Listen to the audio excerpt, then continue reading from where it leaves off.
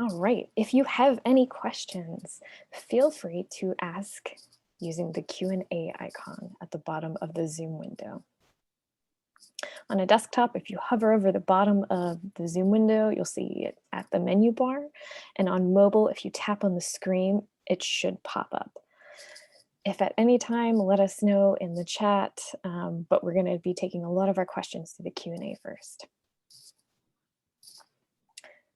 And without further ado, I think we'll go ahead and get started. Gracie, does that sound good? Yeah, let's do it. All right, perfect. So go ahead and introduce yourself. Okay, great. So hi, everyone. I'm Gracy Obuchowicz, and this is a workshop on parental self-care. I just want to say thanks so much to Britt for inviting me to come back to the Arlington Library's workshop series. I think this is the 5th workshop that I've led, 4th or 5th. And it's always a really wonderful opportunity to share in this way. And especially after the year that we've just had, this felt like a well-timed workshop to talk about what parenting looks like, especially during the COVID age. And I have to say also that the hard thing for me about these workshops is that I can't see anybody. I see some names. And when I teach and facilitate, I really get a lot of energy from interaction and seeing people's faces and hearing your comments. And with this, I understand the format doesn't let us do that. So I just want to encourage everyone who is with us tonight, just to please put your questions or thoughts or whatever you're responding to in the chat box. I have a page full of notes of what I would like to talk about when it comes to self-care and parenting, but I'm also really open to just shifting directions so this time can be valuable to you and what you're dealing with. So with that said, we're going to talk about self-care tonight and what that means for parenting. I'm not a therapist. I'm not a parenting expert. I'm not anyone who's ever written a book about parenting. What I am is I'm a mother. I have 2 children. My son is 3.5 years old and my daughter just turned 1. So she is a COVID baby. And I'll tell a little bit more of my experience of becoming a mother, which is maybe a less conventional path. But before that, before I became a mother, I had spent a good 5 years really honing in on what self-care meant, and really working with hundreds of different clients, mostly women in the Washington, D.C. area, on how self-care actually works. So not just like you should take care of yourself or like get to the gym or kind of what we first think of on that surface level of self-care. But together over these years, we dug in really deep of understanding what is self-care. And what I found is that there are certain characteristics of self-care that if we tend to them imperfectly, and we're going to talk about why imperfection is a big part of self-care, that it just tends to feel like we show up more whole in our lives, we get more of what we're looking for out of our lives, and we're able to give our best selves to people around us. So when I entered parenting, I decided that I would just kind of use this framework of self-care to approach parenting.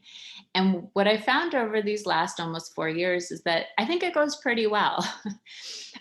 This is not going to be a workshop where I tell you like my tips and tricks of like exactly what I do and what I think you should do, for a couple of reasons. One is that my sense is that anyone who's here, that you've probably read some books on parenting, you've probably read some books on self-care even, you're curious about this, and you know a lot of maybe what you want to be doing, and then maybe there's a reason why you're not doing it. And I think that reason is the place to dig into, and to like start to get to dig into that is usually the place that helps us transition to practicing the self-care that we really want to. And so I'm going to talk tonight about how to dig into that place. And then also because I have no idea if what works for me would ever work for you. I've noticed, just reflecting on these past almost 4 years of parenting, that my self-care has changed so much, so dramatically, from stage of life, from my child to new child to pandemic. And so it's not about certain actions that you take, but rather it's about the approach that we take. And so what my hope for self-care, be it if you're a parent or anyone out there who's interested in self-care, is that self-care, it's not a to-do list item. It's not one more thing we have to do, but rather it's a way that we start to look at the world. It becomes a framework that helps us to navigate a really complex world that we live in right now, especially as parents bringing children up in it. And I'll give one more metaphor just to kind of drive that home. It's that when I tell people that they, talk to people about self-care, and I can tell that someone's very overwhelmed when I say it, because what I hear them saying is that I have this really full boat and it's sinking right now. And then you're asking me to like put one more thing in this boat. And if that's the impression you're having, it's for good reason, because that's sort of how we've been trained to think of self-care. But what I'm asking us to do in our approach to self-care is to look at it like self-care is the boat itself. And if the boat is not strong, if the boat has holes in it, if we're in the wrong waters altogether, this is not going to work very well. And so what we'll talk about tonight is how to make your boat as strong as possible, so that whatever life throws at you and all of the changes of childhood development and our own lives, that we can just learn how to navigate that. So with that, I'm going to talk a little bit about my story of becoming a mother. As I mentioned, it was a bit unconventional. I was not even sure I really wanted to have children until I was 34. I had been in a kind of a long relationship in my late 20s, early 30s. I thought that I would get married to this person. I was not sure I wanted children. And then we broke up. And when we broke up, I realized how much I hadn't really let myself explore what I really wanted in my life in that relationship. And so I started to question a lot of assumptions. Like I sort of assumed that we would probably have kids because we never said we didn't want to. And I spent a few years just like working on this self-care business, getting to know myself. And when I got to be 34, I don't know if it was my biological clock went off or something, but I started to say, like, I've been dating a lot. It's not really working. And I feel pretty sure I want to be a parent though. And I created this whole plan in my head about how I was going to be a single parent. It was going to be in a few years. So I kind of had this plan, decided I wanted to be a mother, and relaxed. And of course, and I decided at that point I wasn't going to date anymore either. Just going to like be happy with myself. And then I think it was about 2 months later that I was reconnected with the person who is now my husband. And we had a good couple of dates, and I was like, I think I like this person. And within 2 months, I got accidentally pregnant. I was very inspired about practicing fertility awareness. And I have to laugh at it now because I was obviously not good at it, because I got pregnant in the very first month that I was practicing it. And we were both in our mid-30s, both had careers that we felt really passionately about, both had done a lot of personal work on ourselves in the years prior to meeting and reconnecting. And we said, I think we're just going to go for it. I felt very sure that I was just going to have this child. And he said, okay, let's do it. And so we jumped right in. We didn't move in together until my third trimester. Our parents didn't even meet until our third trimester. So as you can imagine, it was a really dramatic life change, that I went from being single on my own, wanting to be a mom, but thinking it was years in the future, to being in a relationship with someone, living with someone really quickly, being pregnant, preparing to be a mother, having our families meet. And so I think it was a little bit of baptism by fire. But we had our son. We decided to have a home birth, and had a really exciting home birth, and that our son came before the birth team could get there. It's a bit of a longer story, which I won't share all the details, but he came out very healthy and great. We were bonding as a family when our birth team got there. And we launched into parenthood together. I had prepared for a lot of aspects of parenting, and I was nervous about those first months of having an infant and sleep, and I managed to navigate that fine. But when 4 months in to maternity time, which is when most people start to go back into work, that was when I was unprepared to deal with some of the stresses of how I integrate having a career and having a child, how we start to share things around the house when I'm not in full maternity mode. Who cooks, who cleans, who does all the childcare, how do we split things up? We were not even sharing our finances at the time. So there was a lot that we had to deal with in our relationship about learning how to communicate about some difficult subjects that we still continue to communicate about now, however many years later. And so we went into parenting. We ended up getting married when our son was 18 months old, had a really beautiful wedding.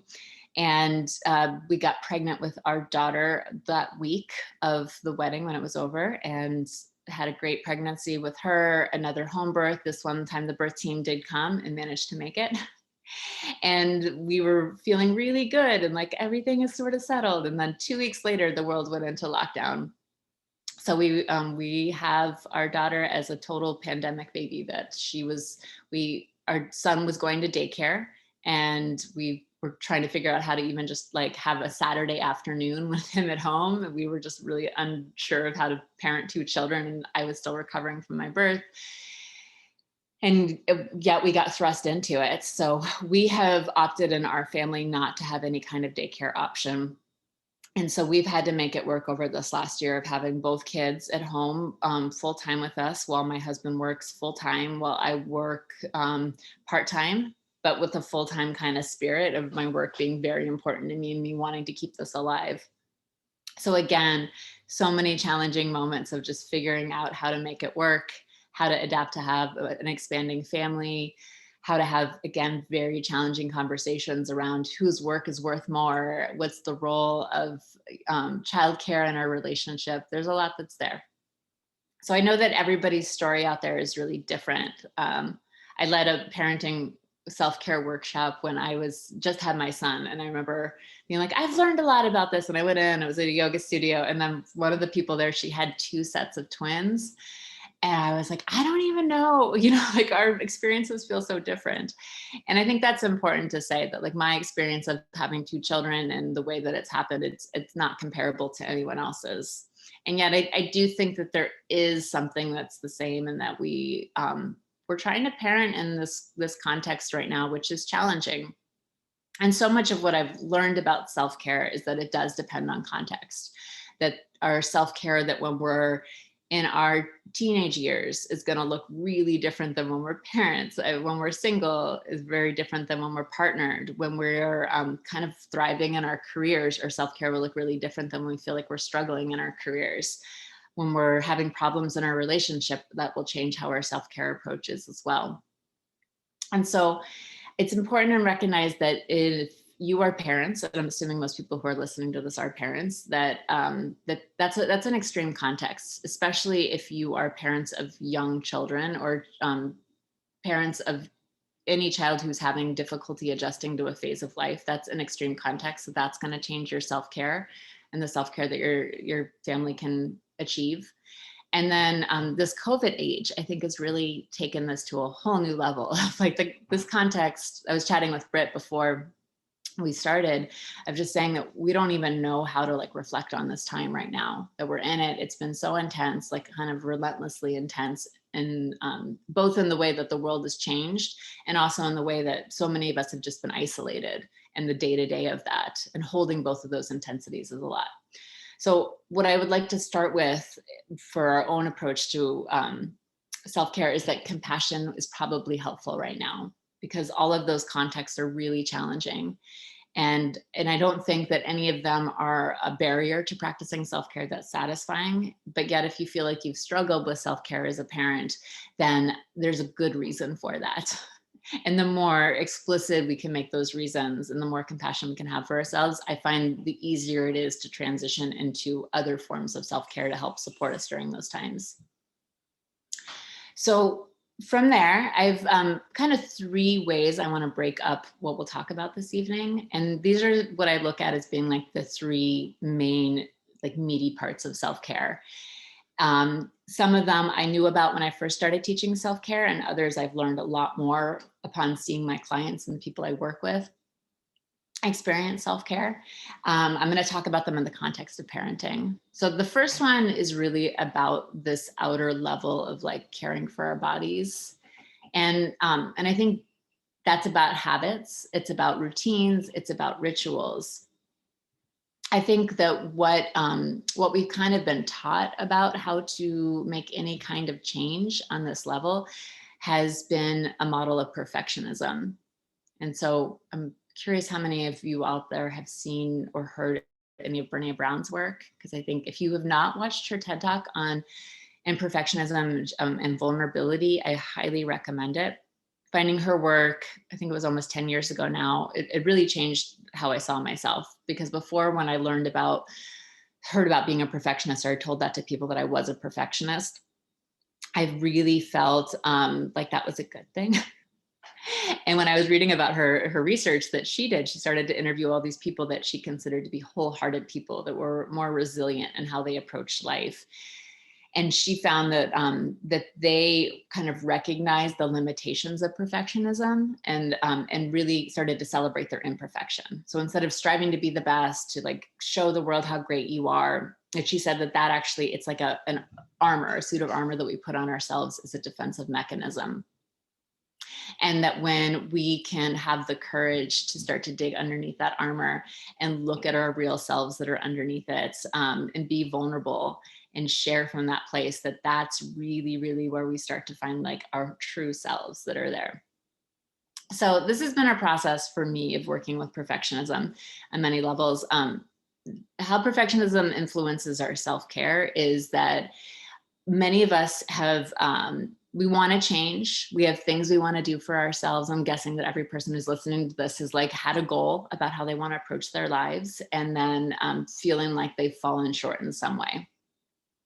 I think it's important to understand like the context of what change really is for us. So as human beings, I think we have a really paradoxical relationship with change. So a part of us, we like really, really want to change. We like want to grow. We want to be like the best people that we can be.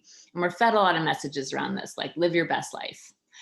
And then at the same time, there's a part of us that's really terrified of change. Like we don't really want to change. And that part is really, it's a part of our nervous system that our primal brain lizard self, like any kind of change is threatening, and change is really hard for us too. And so when we are trying to do too much and trying to change too much, our perfectionism kind of comes in, and it tends to block things for us. So that's this idea that we come in and we're like, I'm going to make a huge change all at once. I call it the New Year's resolution kind of model of change, that we think that we're going to be able to wake up on January 1st and like create a whole new paradigm of like who we are as human beings. And underneath all of that, that's our perfectionism, that we're trying to become better people. We're trying to change something kind of fundamental about ourselves. And we're trying to change too much too quickly. We push ourselves too hard. And that willpower that we use to do it, it's a really exhaustible resource within ourselves, that there's only so much change that our nervous systems can really handle before we start to freak out. So what does this have to do with parenting? I look at what our kids have had to go through, or what they have to go through all the time just to be in the world and grow as human beings. And I see that deep desire that they have in order to change and want to like grow and know things. I have a 3.5-year-old, and he's in his big, like, I want to do it myself phase. So he's reaching for things. He's looking, he wants to do it. He wants to put his own socks on. And like, he wants that for himself, which is beautiful. And then I see how completely threatening change is for him, that he like, even when I try to like bring in a new stack of library books, like he'll look at them and be excited for a second. And then later he like wants to read his books. And it takes a few days of them sitting there where he starts to like look at the titles a little bit more, look at some of the pictures, and then he's like not freaked out by them anymore. And if we're not in touch with the challenges of what change are, like both the desire for change and growth and the challenges that brings up within us, I think it's really hard in order to hold space for our kids to do the same thing. So there are some ways to work through this. And one of them is this concept. It's a Japanese concept called Kaizen. And Kaizen is it's a philosophy actually used in business, and what it means is small change, good change, continuous change, and it's like the complete opposite of the willpower perfectionism model. So what the willpower model tells us is like you have to push really hard, and you can like make a huge change in a short amount of time, which is often what we expect our kids to do a lot too, of just like figure this out and have it be there. And what Kaizen tells us to do is that we're looking for like the smallest possible changes that we can make, and like in a way that feels very natural and fluid for us. So actually, I think the library books are a great example of this for my kids. That he sees them and he wants the library books. They're there. He's kind of interested in them, but they need to like sit there on the shelf for a little while. And he needs to look at them and like he wants to slow them down, but he doesn't actually want to read them. And if I were to get frustrated with him about this and like push him towards it, that is me kind of going into my perfectionism. And but rather just trusting that there's a process around it and that he's taking little steps towards feeling like he could read one of those books, and that information is not it's not too much for him in that way. So when I look at kind of a complex world that we live in, I think these are really hard times to raise kids in. Just the influence of technology alone is really big. I think not having the community that a lot of us crave in order to raise children, having school systems be very, very variable in terms of what we can expect from them and how our kids do in them. There's a lot of complexity that's in there, especially adding in a global pandemic. And what I found is that my perfectionism is that when I'm trying to handle a really complex situation with my perfectionism, what it usually leads to is me feeling incredibly frustrated, like I want to hit my head against a wall, and fear-based, that I get afraid of the worst possible outcomes about if he doesn't want these library books, then like, who is he going to be when he's 30? And like, why can't he handle more change? And that story in my head. But something like Kaizen, that these small changes, just kind of getting into a groove that we're always growing, we're always evolving as human beings. It's such a better tool to be able to handle complexity in my life moving forward, because it's not about everything I have to do. It's really like, what am I doing right now? And what could I do just to take a tiny step towards where I want to be going? One of the examples I give a lot for Kaizen is where you plug your phone in at nights. Because if I know for many of us, like looking at technology usage and is a big part of parenting. I've had to be super mindful around how I use my phone when I bring it out, especially now that my toddler's older, because he's interested in it. He sees me looking at it, and I don't want him to be focused on screens as much as I want to be sometimes. I think especially during COVID, this is a challenge because I know that like screens bring a lot of outside information in. Anyone out there who's doing online school with their kids, all the compassion to you, because I know that that's a challenging balance as well. So just to say though, but if you find yourself getting into a place where you're like on your phone all the time, you're feeling like it's draining you, you're not really like finding self-care time, plugging your phone in a different location, preferably far away from your bed, it's an awesome way to look at your phone less before you go to bed at night, and then look at it less when you wake up in the morning. So if it's not right there, you're like not going to be able to reach for it and like start to scroll right away. So I would say that would be a Kaizen move. It's something you could do very quickly and easily, and it would actually make a bigger impact. Something else in the technology realm that I just did is, I did a few months ago, is I watched that documentary, The Social Dilemma, and it's about how technology and email and social media is like really has such an addictive quality to it. And I had a tough conversation with myself about how much time I was really looking at my phone and how many times I picked it up, not because I really needed that information, but because I sort of wanted that dopamine hit. And I decided to delete some apps from my phone, including Gmail and including Facebook. So I still can go on when I'm on my computer, and I do, but I don't scroll on my phone anymore. So I have my phone there. I use it to take pictures. I use it to check the weather. I use it to text with people during the day, and it's around when I'm with my kids, but it's not the same thing before. As I don't feel like it has that draw for me.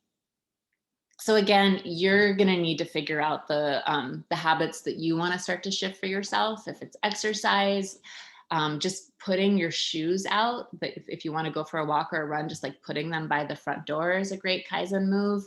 Making some like exciting playlists, agreeing to call a friend during your walk so you have a little bit of accountability to do it. If it's cooking, I use Kaizen a lot in my cooking actually, because and those of you out there with young kids, I'm sure you feel this way too, that you're like, your kids are sort of hanging on you. Everyone's hungry. There's not like a lot of space to do the cooking. And I'm just like, all right, what I got to do is like put the pot on my stove right now and like put some water in it. And then I'll worry about like what I'm going to do with it after that. And it's amazing how just like taking that pot out, starting the process, it doesn't feel quite so intimidating again. One more example I'll give right now is on laundry. I was unprepared for the amount of laundry that parenting would produce, especially with two children in our home. And a couple of things that have really worked for me lately on laundry is finding out that we could use the quick wash cycle as opposed to like the full cycle. This is something my husband found, but it's just made, I don't feel like our clothes are any less clean. It takes a lot less time. It takes less resources to use. And it just makes like doing 2 or 3 loads of laundry in a day. I tend to like save it up. So I do laundry every few days and I'll do 2 or 3 loads. It just makes it go so much faster and it feels so much easier to do. So I would say perfectionism is kind of like trying to like get every single stain out of your clothes and do laundry all the time and feel like you're not doing it well enough. And then Kaizen would be like, okay, laundry's hard. How do I just start to like approach this in a way that makes it easier for me? And I have to say that I really like feel like I've gotten better at doing laundry this year. And another important part of Kaizen is celebration. And what our like culture tells us a lot, because we live in a very perfectionistic culture, which teaches us that like we need to make these big changes, that we can't really rest or take care of ourselves until we're done with all of our work. It teaches us that we can't celebrate either until we've become these fully enlightened, evolved people. And because growth is a lifelong process, like our kids are growing all the time, as adults, we're growing and changing all the time. We're never going to get to the end. And so a big, very profound act that we can start to do is to celebrate ourselves and to celebrate our successes and to feel excited about that there's change that's happening and that we're working with all these parts of ourselves. Because I think when our kids look at us, they're looking, I'm going to talk a little bit more about this in the next section, but we're modeling so much for them. And if we're hard on ourselves, if we feel like we just narrow anytime something gets challenging, if we feel like we're like never living up to something, that's going to get passed down to them. And you know, I was thinking about this before the call. I was like, even if we do a perfect job, like imperfectly perfect job of just like celebrating ourselves, being imperfect, sort of being in this connection, vulnerable space, they still have to grow up in a society and a culture which still pushes people so hard and doesn't give people the credit and doesn't give people compassion. And so not only do they need from us to a model of just how to change with life, but also they need just a model for how to change with life within a world that doesn't really honor that. And so starting to work on some of the self-care for yourself, it's probably going to require a bit of unlearning about what you've been taught, but just remembering that unlearning, it comes in so much service to what we can really model for our kids about how to flow with life. So I'm just going to pause, and if anyone has anything they want to just put in the chat box, or if you have a question, can do that. I'm going to take a sip of my tea. Anything sticks out or resonates for you?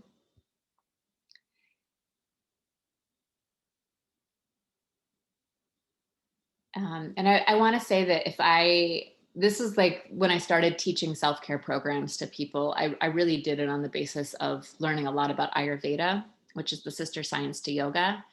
And Ayurveda it's the oldest written documents are Ayurvedic text. It's this like 5,000-year-old science of how to take care of yourself. As of what I know, I don't think there's parenting advice in it, but I think that there's a lot of Ayurveda we can apply to parenting.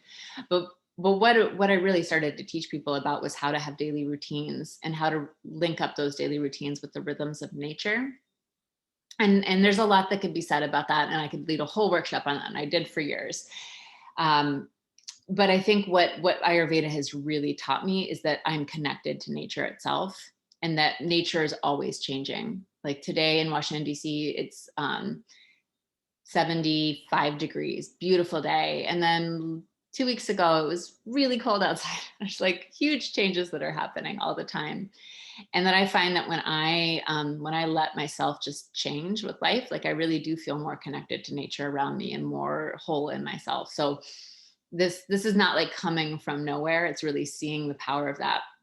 I'm working with just hundreds of clients on this, teaching people about daily routines and teaching people about this connection to nature. I saw people make enormous changes in their life, like move to new cities, take on new jobs, decide to get married, decide to become parents, decide to leave relationships, decide to take on leadership positions. And so I think that there's something about this allowing ourselves to be part of this natural flow of life that it opens up so much more than the sum of its parts. So it's starting to look at that in yourself, starting to look at these little habits, and then looking at how you can sequence them into routines is also, I find to be wildly important. I know for myself that I don't get a whole lot of time for myself these days. And it's like literally like 5 minutes in the morning before I need to go in and nurse my daughter. And then my son is up and then we're eating breakfast. And I do get a shower in there. My husband and I kind of like switch off in the morning so we can both get a shower these days. But if I don't know what my self-care is in those moments of how to just wake up and have 5 minutes to myself, then like I would just scroll on my phone. And so having something that I've practiced around my own routines of, I have a little bathroom routine where I scrape my tongue and I do like a rose water spray and put oil on my face and change my clothes. So I'm in sort of like not my pajamas, but not the clothes I'm going to wear for the day. Drink warm water with lemon juice. Like I have these things that I do, get my coffee. And then I go and I have like little routines I do with my daughter about like the way that we nurse together. And then we go in and we have a routine that we do with our son. And so it's starting to recognize that I think we know, if you are parenting kids, you know how important routine is. And I think we can learn the importance of routine when we lose it. And my husband and I have just been so strict about nap times and not deviating from that. And it's because every time we do, everything seems to fall apart. But it's recognizing that you need those routines as well. And that like the more you can give those to yourself, the less you feel like you have to wing it as you go along, but rather it's like, this is what I do before I go to bed at night. These are like the 4 things. And they don't have to be fancy things. They can be just like drinking some hot water in the morning, which I highly recommend. So, okay, I don't see any questions or comments, so I'm going to just move on. The second part is about more of like the inner experience of self-care. And that outer experience of self-care, I really felt sure about that when I started teaching people and coaching people. And it's turned out to be more than I thought it would be. But this inner level, this is something that's been very emergent about me learning about and really seeing the power of it, mostly from my clients modeling it for me. And it's about how important emotions are and how important it is that we give ourselves a really rich emotional life. And I think I'm going to talk about this, just how this applies to us as adult human beings. And then I'm going to talk about how I think that this can really apply to our way that we parent. So within this culture that we live in that kind of teaches us about perfectionism, we're taught very often to minimize anything that is seen as weakness. So anytime we're struggling with something, anytime we need help with something, anytime we're angry about something, anytime we're sad about something, basically like whatever deviates from this, like everything's great, happy face. And so what I found is if we have not given ourselves space to really own these more challenging, complex parts of being a human being, we're not going to feel whole in our self-care, and we're not going to feel whole in our lives. It just, I don't think that we can cut half of ourselves off and expect ourselves to approach our lives and feel really great. And I don't even think feeling great is the goal. I think it's feeling whole. More and more that I see in my self-care is that I want to feel liberated and I want to feel whole. Like I don't have to leave a part of myself behind to be there. And so part of what this is that we have to begin to make space for the challenging parts of ourselves.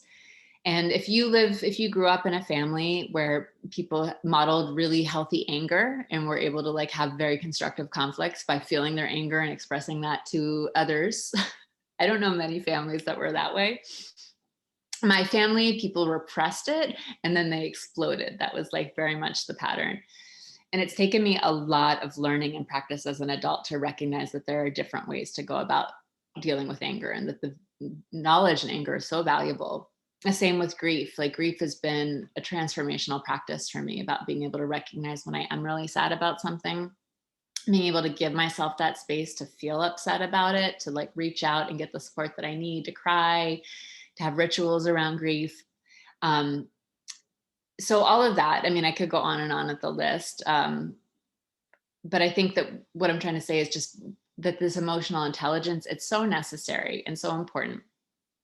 And for our kids, like they are going through all of this as well. And I see how easy it is to shut this down in little human beings. Um, I see even just like when a kid is crying, how much everyone just starts to be like, no, we got to get them to stop crying. And that the tantrum is still this really dreaded thing that, yeah, anger is something to be afraid of in a child. And what I have seen so much is that if I can hold that kind of space for myself, that it's way, way easier for me to recognize what's happening with my children, to be able to actually attend to them in a compassionate way, which doesn't mean that I like accommodate every single thing that they want.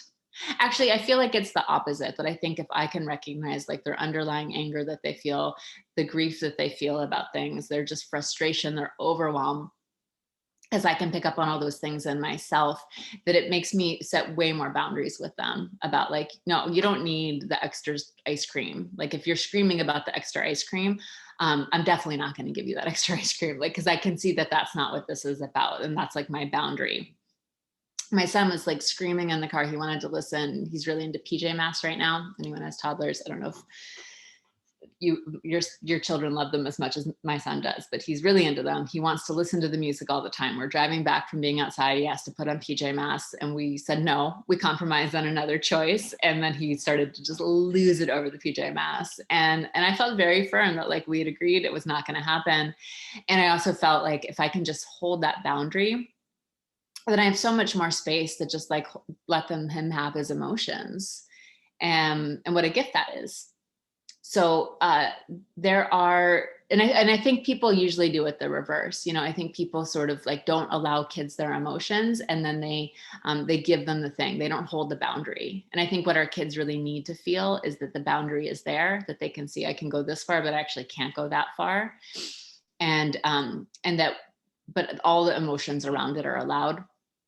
I've learned a lot from the work of Janet Lansbury. She's written books called Respectful Parenting. And she talks a lot about that, about how important the boundaries are and how important it is that you let your child have every emotion that they have.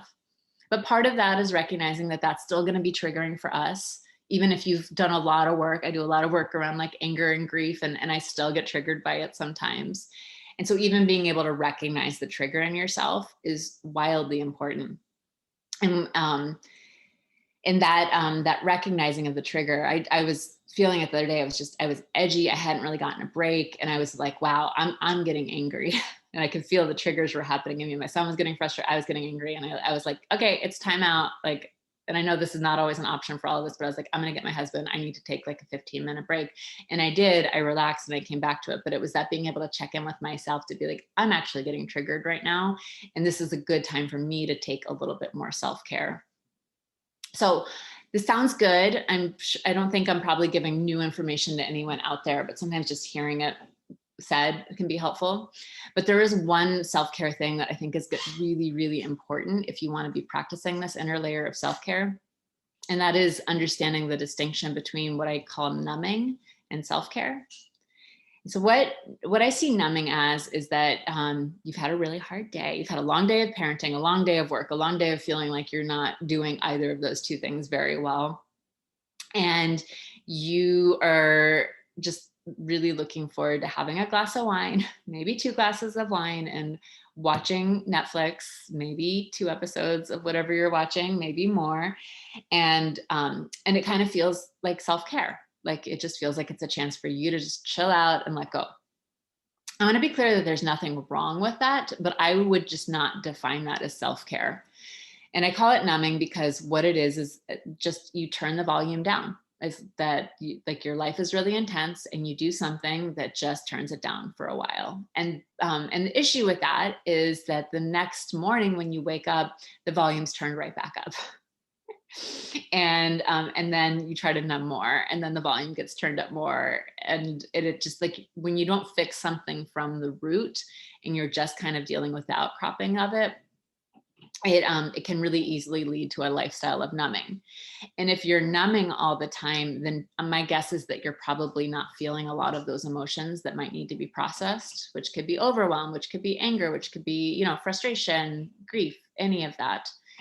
And so beginning to recognize where you are numbing You can numb through looking at social media. You can numb through hanging out with friends that, are fun, but they're not really, you don't feel like you're really being seen, but it's just sort of like a fun time. Again, nothing wrong with this, but it's starting to recognize, like, what do you need to do for yourself that's self-care? Because if you're feeling constantly like you need to numb all the time, then there might be more proactive self-care that's in there as well. And so the way I like to define the difference between these two things is that numbing is something that when you wake up the next morning, you're probably not going to feel great about it. And self-care is something that maybe in the moment feels like a bit more exertion, but you'll feel good about it the next day. So it's a little harder to come home and after dinner to like fold and put away all your laundry and then like sit and meditate for a while. Like that's not probably having the same appeal as the glass of wine and the Netflix. And it's fine. I mean, I don't drink, but I do like Netflix. I do like watching shows sometimes. And I've just had a really busy past few days and I've been watching The Crown and I really like it. And I'm just like, I'm going to watch TV. And I understand I'm like, it's because I'm tired. It's because I'm overwhelmed. And but I have self-care in my life too, that I know like when I get a little bit more energy back, that this is what my evenings go to. I like to read. I like to kind of like organize the house around that time. I like to talk to my husband. And so it's just understanding and having that self-awareness around ourselves. And the last part I wanted to say around this is there's a Facebook group. I'm trying to think if this woman, Robin Enzig, has written a book too, but I really connect to her through a Facebook group called Visible Child, which actually follows a lot of the principles of respectful parenting as well. And there was a thread on that about getting your children to pick up toys or do something. And she responded about this post called about modeling graciousness. That was the terminology for it. And I went on to read it. I'm like, I want my kid to pick up toys. And the whole thing was about like, yes, you should try to get your kids to like help out around the house. You should try to, ask them to do things, but not to get into power struggles about it, to really look at like how important it is for it. And also just to trust that like, if you are modeling what you want your child to have, so being able to be gracious about it, that they're not going to grow up and be these just like horrible self-obsessed people. And this was really big for me because I was like feeling my son, he's a toddler, he'd take everything out and I'm like, well, and people would tell me like, you should get him to put it back away. And I would try to get him to do it and he wouldn't do it. He would get frustrated. I would get frustrated. And I read this and it was like this breath of just relief, this exhalation to be like, one, I realized that it was not important to him, that like cleaning up wasn't important to him. You know what was important to? It was me. Like I like having a clean house. I like having a sense of order. It's actually not that important to him. And so if I want the toys to be picked up, I can pick them up. And he helps sometimes, it absolutely. But it was I think the fear beneath that was my thinking that he would not be a good person somehow. If I would pick up his toys, he would just think he wouldn't have to do anything. And it's so not what I found to be true, that if like, I'll ask him to help. If he doesn't want to help, then I say, okay, I'm going to clean it up. And I do it like not with resentment. There are moments I have a little resentment. Those are specific moments, but most of the time I really do it because I'm like, I am recognizing this is what I want to do. I'm gonna help you in this moment, and it's okay. And just recognizing that we're modeling so much for our kids, and just to recognize that we're modeling graciousness, and we do that by just being gracious with ourselves too, just letting ourselves off the hook, letting ourselves feel what we're actually feeling, letting ourselves reach out and get some support. It's vulnerable to like start to feel those emotions. If you feel like you haven't done it before, I really recommend like getting a therapist, working with some kind of support group, because if you haven't let yourself feel a lot of your feelings, there's probably a lot that's in there. And it's the same thing of Kaizen. It's just like, you got to feel what's in front of you. You got to do the next step. And I've been working with therapists since my son was 6 months old. That was actually when I went back to work that first time. It got me going to therapy, which was really good. Kind of made everything crumble enough that I was like, I need some actual support here. And I've been working with the same therapist. She's awesome. We have a great relationship. And I've just recognized that how much support I need to start to unpack some of those emotions and to give that to myself. So one of my self-care practices is that in our family, we make room for me to have it's very helpful to actually have virtual therapy once every 2 weeks, and just that checking in and that having someone hold some space for my emotions is really important. Okay, so if you have anything you want to say, or just feel free to ask or put it in the chat box. And I'm going to move on to the last section here, which is about community. And I wrote here, what does the village look like?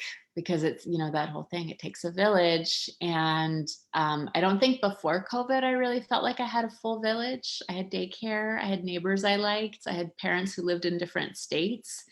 I had friends who were had kids that we would meet up every once in a while, but it felt very much like we were kind of doing it on our own.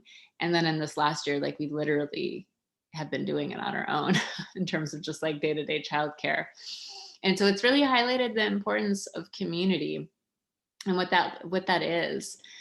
I think there's something in us.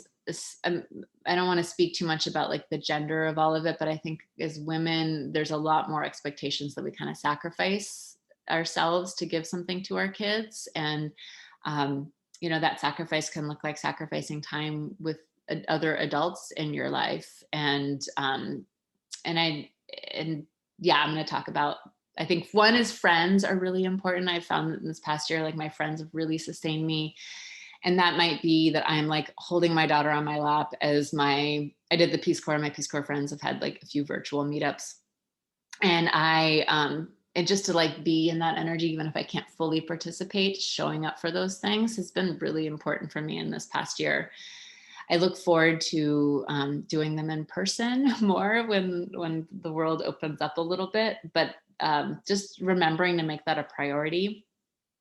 And then where I want to focus most of this, and I don't want to exclude anyone who does not have a partner and is a parent, but I also know that this is a huge source of stress, and a really powerful place to practice self-care is self-care with your partner, if you're co-parenting together.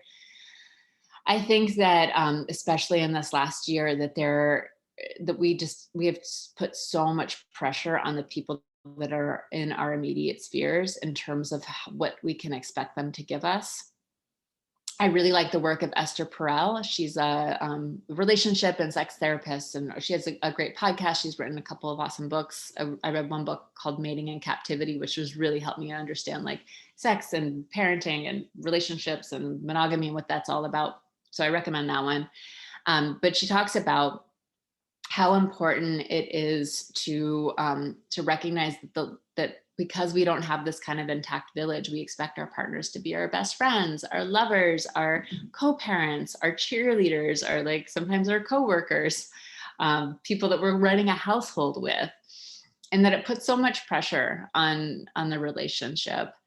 I know not having a whole lot of time can be a challenging part of having a relationship that feels satisfying with a partner.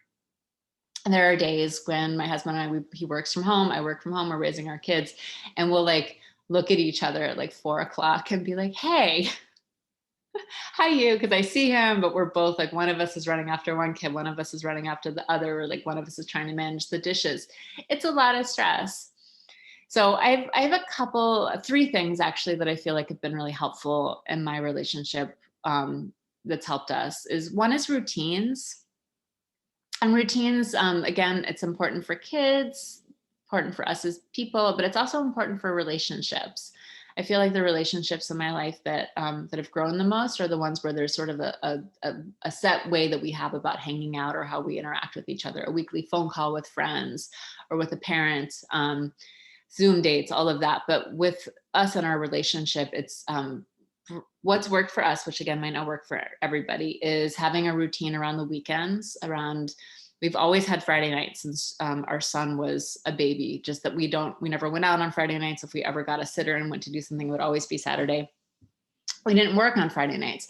I was in a pattern for a while where I would just put my phone in airplane mode on Friday nights. And that was our night to just like hang out with each other, chill out, watch some TV, eat dessert together, talk to each other, like put on our comfiest clothes and just chill out. And we have kept that going. We'll like light some candles. We make it as nice for ourselves as we possibly can.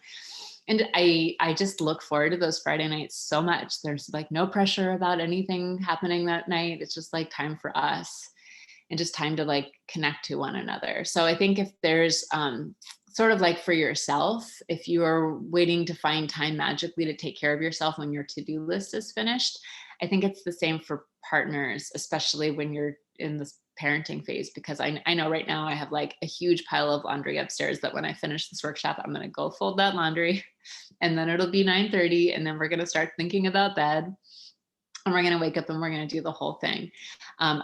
Both of us can easily get on our laptops at night and on like start working, start kind of going into the things we want to go for ourselves, which it's fine to do that sometimes. But it's, if we don't have delineated times where we hang out with one another, I really start to feel it. Another routine that we have is that we take a little time before we go to bed at night, just when we're kind of like in bed, lights out, and we just talk.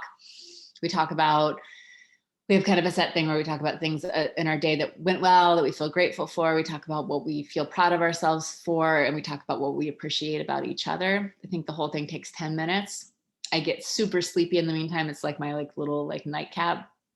But it's a little cheesy. I'll admit that like we have to follow this formula and we do it. But when we don't do it, if we skip it, I really notice us fighting a little bit more, that there's just something about slowing down, really taking time to appreciate each other. We've done it since the beginning of our relationship, actually. And it's one of the most powerful things I think we do to keep our relationship feeling solid. Something else that we put a lot of, we really prize is sense of humor.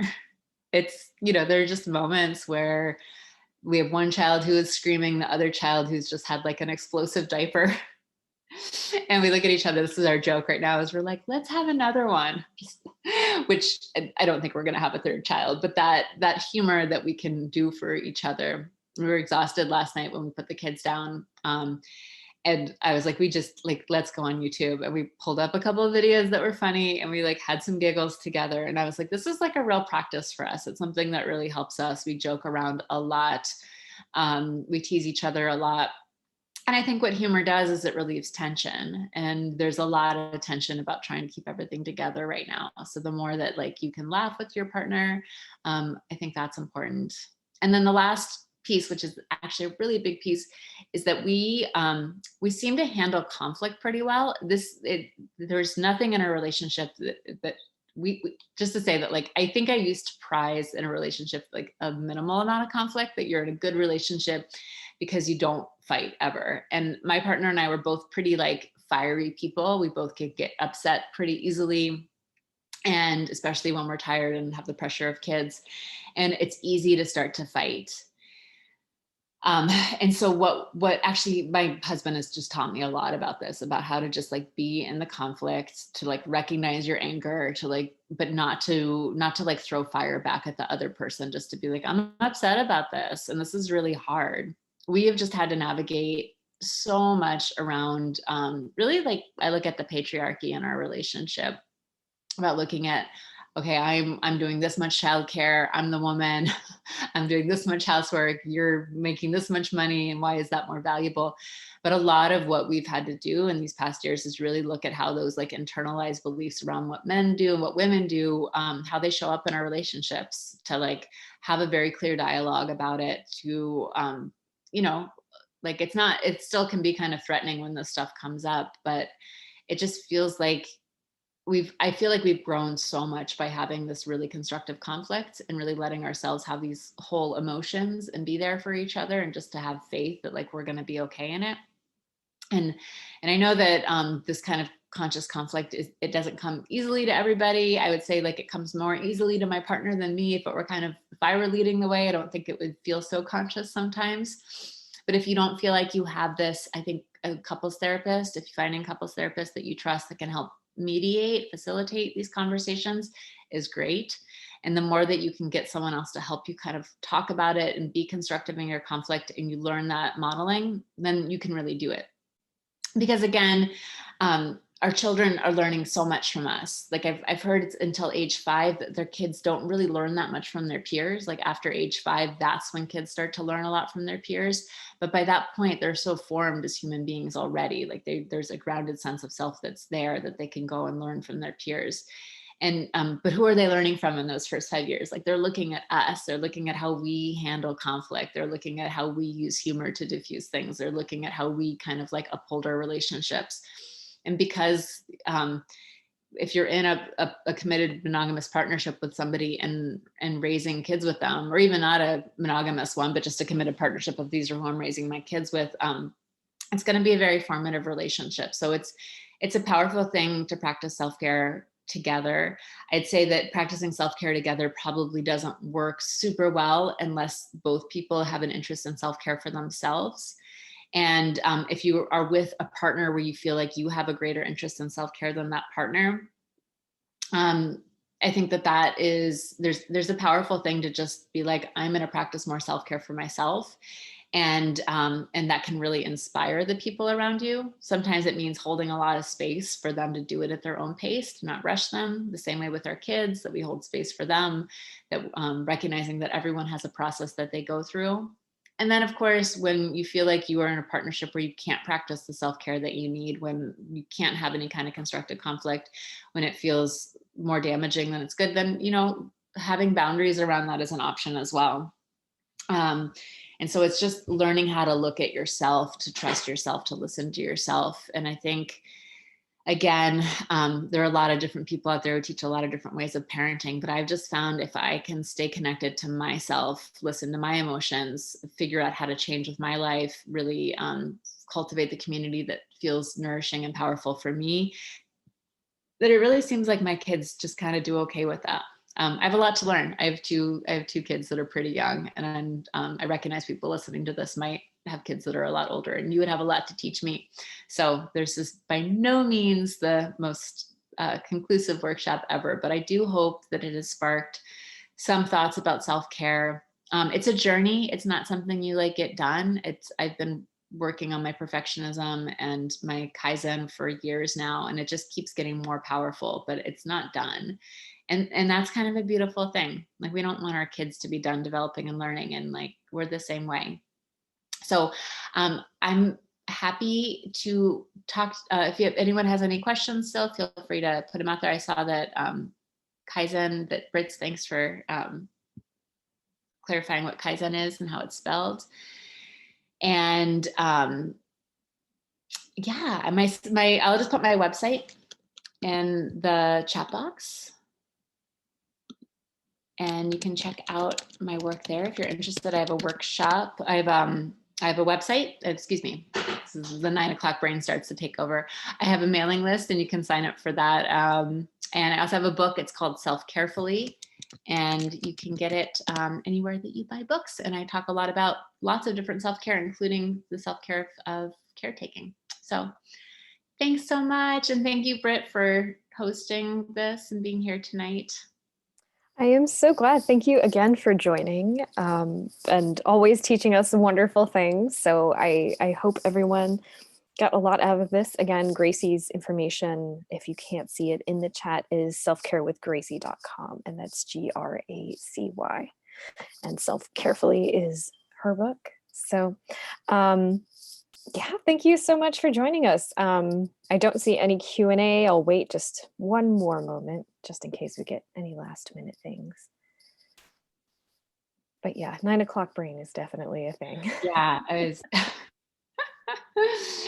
real. Sometimes I feel like the best stuff comes out around this time of day because my like logical brain gets exhausted, but it's not always the most coherent. Yeah, I understand that for sure. I hate when 9 o'clock brain hits at 2 p.m. or Yeah. any other time that isn't 9 p.m. It's much better when it comes at 9. Yeah. Yeah. Awesome. Oh, there's a question. Yep. Actually, it's Laura's question. Yes. Oh, okay. Awesome. Okay. All right. Well, thank you so much, everyone. Look forward to hearing from you if you have any questions. All right. Have a good one, everyone. Take care. Bye. Bye-bye.